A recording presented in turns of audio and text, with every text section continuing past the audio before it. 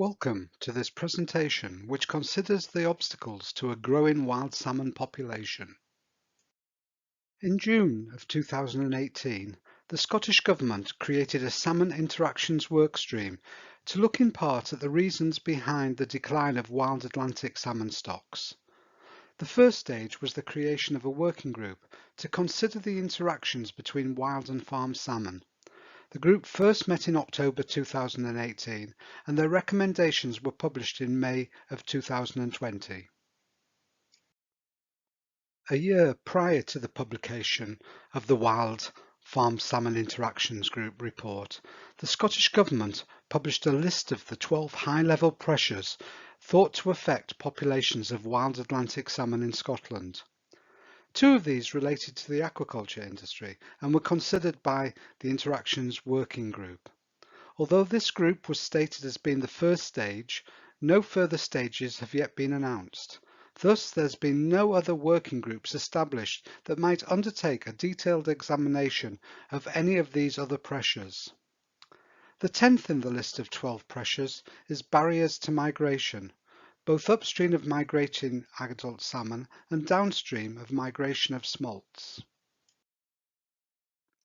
In a leaked document, the Atlantic Salmon Trusts say that the Scottish Environment Protection Agency and Marine Scotland have identified 26 hydro dams where passage downstream could be improved. However, they say that any progress to date has been painfully slow and that they cannot see any work being concluded within the next 5 years. SEPA have produced a map of Scotland showing the location of every barrier or obstruction to salmon migration, both natural and man-made. The map is not layered, so it's impossible to separately highlight the man-made barriers that are currently impassable to migrating fish. These barriers are identified on the map by an orange triangle. Marine Scotland have also published a map which shows the scale of the problem with more clarity. The darker red the circle, the greater the problem. One example of such a barrier is the hydro dam at Pitlochry. This dam is near to the Marine Scotland Sciences Freshwater Fisheries Laboratory at Foskelly. The fish ladder, which allows salmon to bypass the dam, can be seen in the foreground. The Hydro Boys is a book about the building of the hydro network in Scotland. The book includes this map, which shows the position of all the major hydro projects in Scotland. The book makes only minimal reference to the way that the dams have interfered with the migration of wild fish. This is typical of much of the wider narrative about wild salmon and dams and other such barriers to migration. However, wider coverage of the impacts of dams was given by BBC Alba's TV programme on salmon angling, Turas a Braden. One episode investigated the hydro schemes that plan to bring electricity to the Highlands.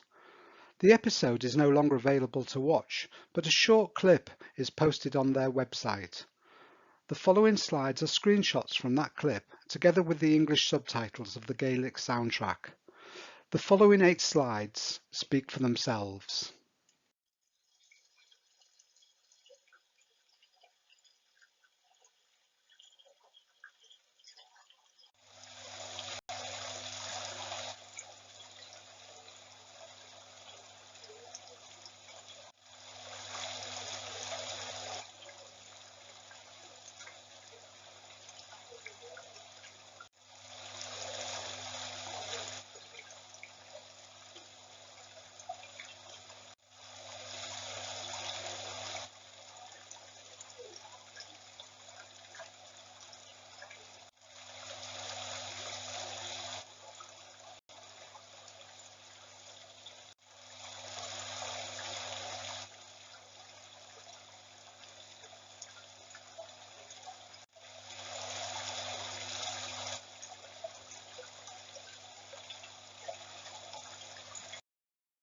This slide also comes from the episode, but not from the clip. This screenshot was taken at the time of the original broadcast. The clear message is that some believe that dams make the impact of aquaculture look small by comparison. A number of episodes of Tourist Abradane featured the impacts of aquaculture, as might be anticipated from a programme about salmon angling. As might be expected, these impacts have been repeatedly overstated time after time, so if the writers of these programmes think that the dams have a greater impact on wild salmon than aquaculture, then the impacts must be significantly higher. Yet surprisingly, the impacts of dams are hardly given any publicity elsewhere. The Scottish Government's focus on the 12 high-level pressures, as mentioned earlier in this presentation, referred to Scotland's River Basin Management Plan, which was published in 2015. According to the plan, 145 barriers were planned for removal between 2015 and 2021. A further 149 barriers are due for removal between 2021 and 2027. As yet, there is no confirmation as to how many barriers have actually been removed or adapted to allow fish migration to date. One of the barriers included in these plans is the Spey Dam. This is located in the Central Highlands and represents the most upper part of the Lochaber hydroelectric power scheme, built by the British Aluminium Company in 1944.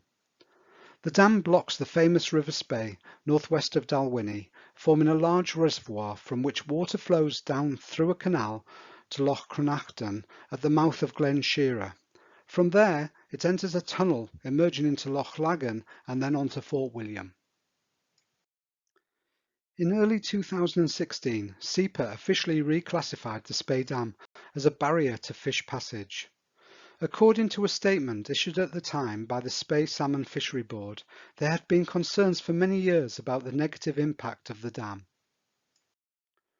The biggest issues relate to the performance of the fish pass, compromising the ability of salmon to migrate upstream to breed. However, even more importantly, there is a need for any smolts to descend the pass in their migration to the sea and onwards to their feeding grounds. It seems that while some fish passes allow fish to head upstream past the dam or obstruction, they are not so well designed for smolts to complete their passage downstream. In many cases, it is the lack of an adequate flow to ensure the fish swim in the right direction down the river. According to the local fishery board, the water flow in the Spey Dam means that many smolts are swept towards the offtake channel that takes water down towards Fort William, and some of the fish end up caught in the mesh screens. This image is not of the Spey Dam, and the fish shown are not salmon smolts, but it illustrates the point. The Fishery Board said in 2016 that the reclassification of the Spey Dam meant there must be significant improvement by 2027 to ensure greatly improved fish passage. In time, it is hoped that this will significantly boost juvenile salmon numbers in the river. However, 2027 is still 6 years away and 11 years after the reclassification. It would appear that the main remedial work involves just modification to the fish pass and adjustment to the water flow. It seems incredible that this work has not yet been addressed. Of course, the Spey is not the only fishery district to have dams on their rivers. For example, there are 6 dams on the Bewley River system as identified by the yellow triangles. The minutes of the Bewley Fishery Board include details of a funding proposal from the power company SEE to pay for a bailiff. Written details of similar funding proposals in other districts are hard to come by, but it has been suggested that since the inception of the hydro schemes in the 1940s, the power companies have softened the blow of the negative impact of these barriers by paying to build hatcheries and fund restocking programs to replace fish that have been lost to the rivers. Such funding might be one reason why criticism of the power companies has been so muted. The September 2020 issue of Trout and Salmon magazine reports that according to the World Fish Migration Foundation, populations of migratory fish have fallen by 76% since 1970. The decline is greatest in Europe, down 93% due to habitat loss and human exploitation. Yet North America has significantly bucked the trend, down by just 28%. This smaller decline in North America has been attributed to the effects of dam removal. The programme to remove dams in the USA has clearly had an impact on migratory fish populations. Yet there does not seem to be a determined campaign in Scotland to address the same issues. If the Scottish Government had not included barriers in its list of 12 high-level pressures, there would be little awareness of the problems except at a local level.